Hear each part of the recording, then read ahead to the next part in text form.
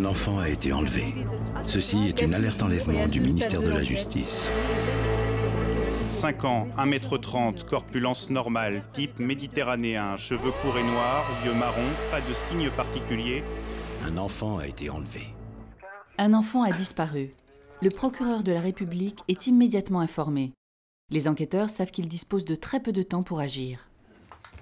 Quand les parents viennent porter plainte auprès des services de police, ils ne savent rien.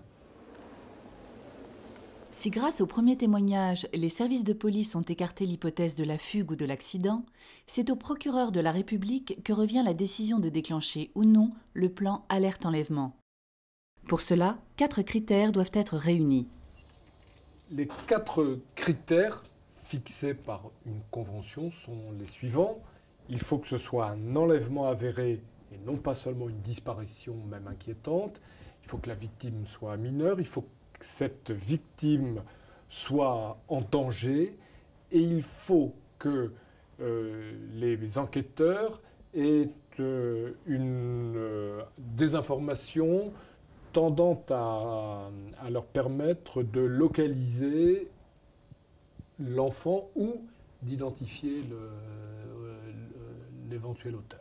Je crois que si j'ai mis plus de 15 secondes à me décider, c'est 15 secondes qui me paraîtront toujours une éternité. Le travail des professionnels, notamment des policiers locaux en l'espèce, est indispensable pour qu'une prise de décision soit faite dans les meilleures conditions possibles. Le procureur de la République rédige le message d'alerte qui doit être court, précis et apporter des informations objectives à diffuser à la population sur le signalement de l'enfant et, le cas échéant, du suspect.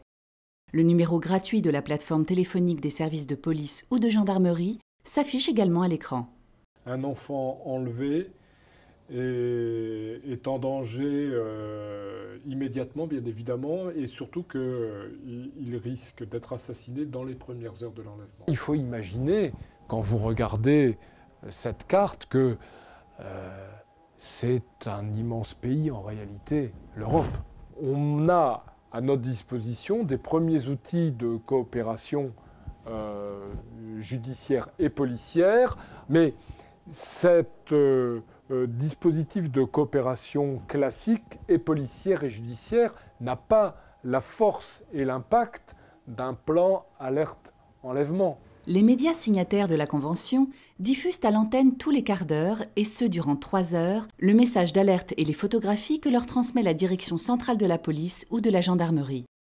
Les gestionnaires de réseaux routiers et les sociétés de transport en commun diffusent également le message par les moyens qui leur sont propres, panneaux d'affiches, annonces en gare. Un enfant a été enlevé.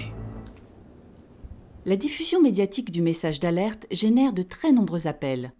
La plateforme de recueil des appels téléphoniques est installée, selon les cas, au ministère de l'Intérieur ou dans un centre opérationnel de la gendarmerie. Il faut maintenant faire le tri et ne retenir que les éléments d'information qui permettront de faire avancer l'enquête. Ce qui est important, c'est que ce soit des enquêteurs qui soient au cœur du dispositif, parce qu'ils ont l'habitude des enquêtes, ils ont l'habitude de faire parler les gens, ils ont l'habitude de recueillir le bon témoignage. On rédige le message en fonction des témoignages qui ont été recueillis avec le procureur de la République. Ce message, il est évidemment évolutif, c'est-à-dire que si on a des éléments plus intéressants que ceux de départ, on peut immédiatement le communiquer aux médias qui peuvent changer le bandeau. Brigade des mineurs. Madame substitut pour l'alerte enlèvement. Sur le terrain, les enquêteurs vérifient au fur et à mesure les renseignements que leur transmettent leurs collègues de la plateforme téléphonique.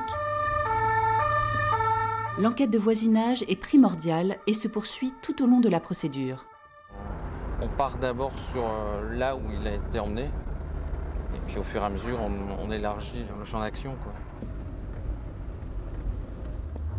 Pour tout ce qui est enquête de voisinage, on fait en sorte de pouvoir retracer le trajet qu'a pu faire le gamin ou le gamin et son ravisseur. Notre rôle, c'est d'essayer de retrouver un maximum de monde qui peut nous apporter des informations. Un kawaii rouge, un pentacourt bleu.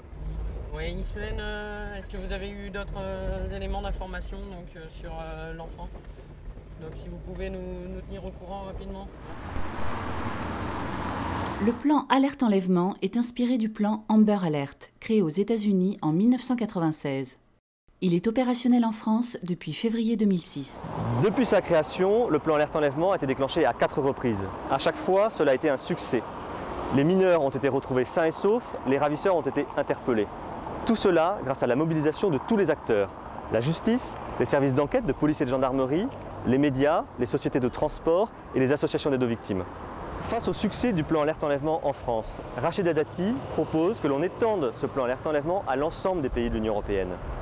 En effet, au-delà de la parfaite coopération judiciaire et policière, il est indispensable de pouvoir, en cas d'enlèvement d'un enfant à proximité d'une frontière, de déclencher le plan Alerte Enlèvement dans les pays voisins.